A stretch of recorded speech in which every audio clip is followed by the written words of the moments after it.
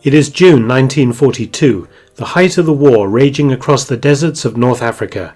Air power is all important in this struggle between British Empire forces and Rommel's Afrika Korps.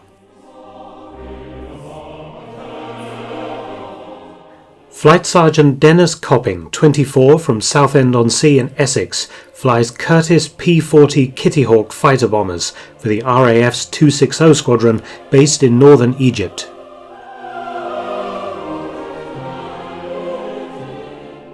Copping takes off on the 28th of June 1942 in P-40 ET-574 on a ferry flight.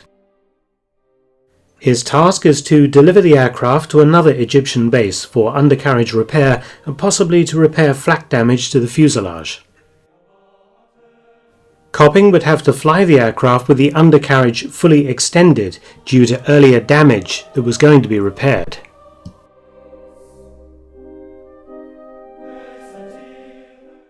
Copping, an experienced and competent pilot, powers his aircraft down the runway and takes off into the clear North African air.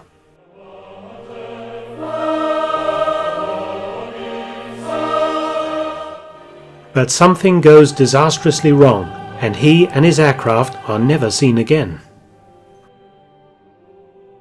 But then, one day in March 2012, a Polish oil worker exploring in the Sahara Desert discovers a remarkably well-preserved P-40.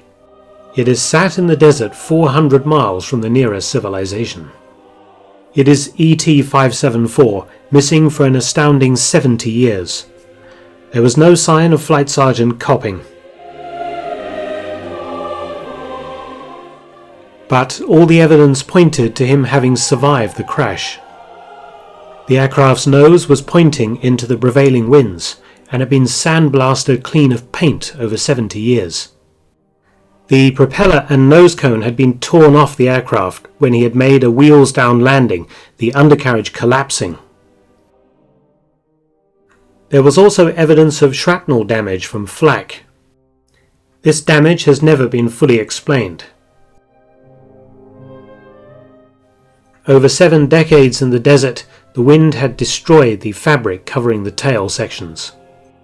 But the RAF roundels on the sides of the fuselage were still visible.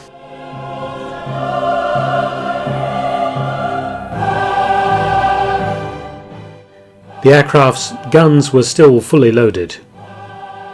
Efforts were made to try to find out the fate of Flight Sergeant Copping. Parts of a parachute were found close to the wreck, indicating that he had set up a camp whilst awaiting rescue. But no rescue ever came. Later searches revealed human bones, an RAF brass button, and another piece of parachute 3 miles from the wreck, perhaps indicating that Copping had eventually tried to walk out of the desert and perished in the attempt.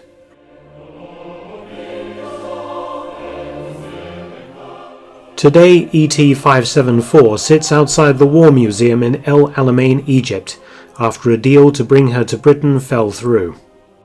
She's been rather badly restored and sports an incorrect colour scheme, but she has been saved from scrapping.